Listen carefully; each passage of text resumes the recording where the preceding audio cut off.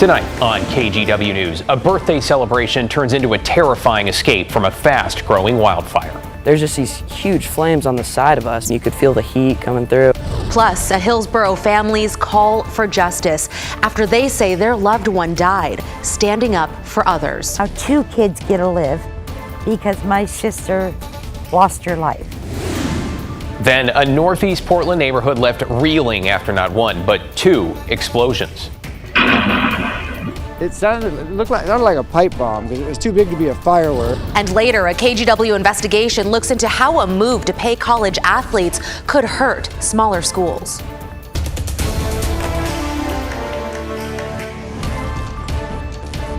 Thanks for joining us here at 11. I'm Christine Pitawanich. And I'm David Malko. It has been 7 months to the day since a hole opened up in the side of an Alaska Airlines plane that had just taken off from PDX. And now Boeing and others are about to face tough questions in the nation's capital as transportation safety investigators continue their mission to figure out what went wrong and why. Alma McCarty is in the newsroom for us tonight with a look ahead to the 2 days of hearings. Alma? Yeah, David, Christine, executives for Boeing and the Federal Aviation Administration set to testify beginning tomorrow morning. It marks another step into finding out what happened and why the door plug was ripped from the plane at 16,000 feet. Unbelievable and unexpected. It scared everyone. It didn't matter where you were sitting on the plane. It was terrifying because it's not what you want to have happen on any flight that you're on. Passengers on board Alaska Airlines Flight 1282 won't forget what happened that night, January 5th, less than 10 minutes after takeoff. The wind just came in rushing. It was very, very cold. I was thinking that we're going to die. I was thinking that the plane is going to crash. They'd soon see exactly why their flight to California had been quickly routed back to PDX. First, I thought it was the emergency door, but there was no door there. It was just like a part of the wall that flew off. It was a door plug blown out of the Boeing 737 MAX 9. NTSB regulators soon collected the evidence, including the door plug itself, which fell from the sky into a local science teacher's yard. This is the most exciting thing that's ever happened on the street, as far as I know. A preliminary report from the NTSB a month after the incident revealed 4 bolts used to secure the panel were missing, removed and not replaced while the MAX 9 was being repaired at a Boeing factory in Renton, Washington. It was a little bit baffling how this type of product production could fail. This week, after months of behind-the-scenes work, regulators will call witnesses from Boeing, from Spirit Aerosystems, which made part of the plane, and from the FAA. John Golia, a former NTSB board member, explains. They're going to question them on the record about what the NTSB has uncovered during this time when there's been no publicity. So what they really want to come out of this event with is on the record answers to the questions that they have developed. And I will tell you that most of the questions they already know the answer. Golia says the NTSB will focus the hearing around the point in the assembly where workers removed the door plug to do additional work. What's not in the public is how that happened, what happened after it was open, and how did it get closed without being completed. And that hearing starts at 6 our time tomorrow morning, and we will be following it closely in terms of next steps afterwards. Golia tells me it will take a while, maybe up to a year, for the NTSB to put together a full report and a list of recommendations to improve safety. Christine? Yeah, I guess we'll have to wait to see what comes of all of this. Thank you, Alma. There's just these huge flames on the side of us, which is like, you know, we can't stop there. We're like, someone's going to burn up or melt. A birthday celebration at a popular Jefferson County lake turning into a harrowing escape from a wildfire. A group of teens were trying to leave Lake Simtustus Sunday evening, but did not get out before the Elk Lane fire, sparked by lightning, started to surround them, making things even more challenging. Their car got stuck trying to turn around. You could feel the heat coming through, and I think that's when we all kind of started getting scared and like, you know, this might be a mistake. You can understand that. Firefighters ended up saving the day, surrounding the vehicle, spraying it with water until the teens were free from those flames. Today, Governor Tina Kotek involving the Emergency Complication Act for this fire, which has now burned 2,700 acres. Crews from several other counties, including Clackamas and Washington, have been called in to help. And closer to our area, crews are tackling multiple smaller fires also caused by lightning earlier this morning in the Mount Hood National Forest. The largest is the Sandstone Fire near Thunder Mountain.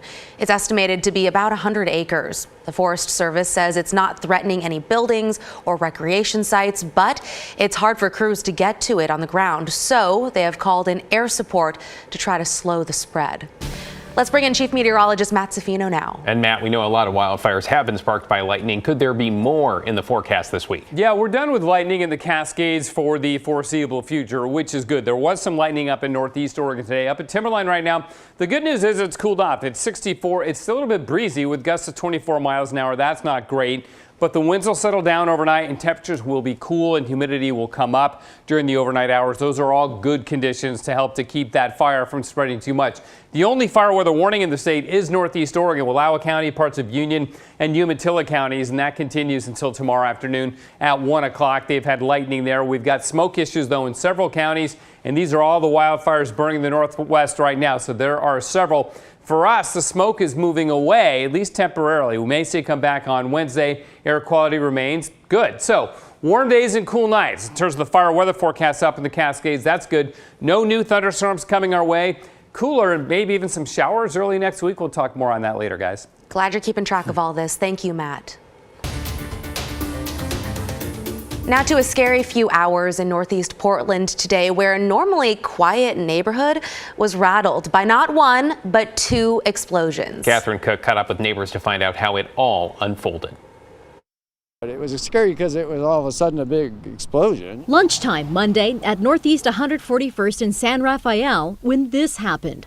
Listen to what security cameras captured in the neighborhood. All the neighbors started running out because the windows were all shaking. Neighbors like Scott and Jeannie wondering what in the world they'd just heard. A big explosion, and it almost seemed like it was under my house. It was that intense. A short time later, Portland police responded along with the bomb squad and asked neighbors to shelter in place. You can see the bomb-sniffing dog focused on the side of the road. All around, evidence markers show where pieces of the explosive device landed. Neighbors say whatever it was exploded right here in this patch of ivy. You can see the brown spot it left behind. It's one of two scenes police focused on. Across the street, police say this car is also connected to the case. According to investigators, it belongs to the suspect. They say it looks like he tried to blow up the car Monday morning, then left. When he returned hours later, police say he caused the second explosion in the ivy. It sounded like a pipe bomb because it was too big to be a firework. And I was thinking my dog's probably hiding under the bed already. And I couldn't get out the driveway. Had to change an appointment. Police arrested a suspect connected to both explosions, 62-year-old Stephen Filippelli. He faces charges of possession of a destructive device, disorderly conduct, and criminal mischief. Using a robot, the bomb squad cleared a bag witnesses saw him carrying and the vehicle on scene.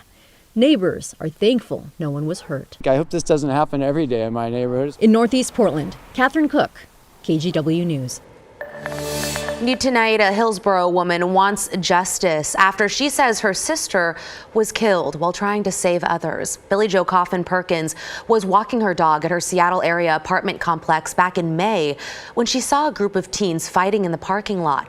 Recently released surveillance video shows a 16-year-old. There you see that person pulling out a gun and walking toward the group.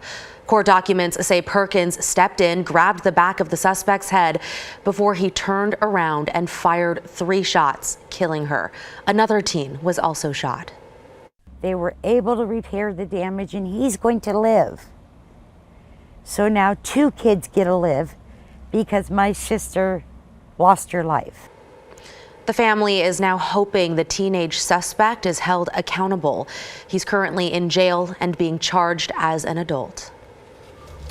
Straight ahead on KGW News at 11 on this Monday, KGW investigates why a settlement worth billions for college athletes could actually make things worse for sports programs at some schools.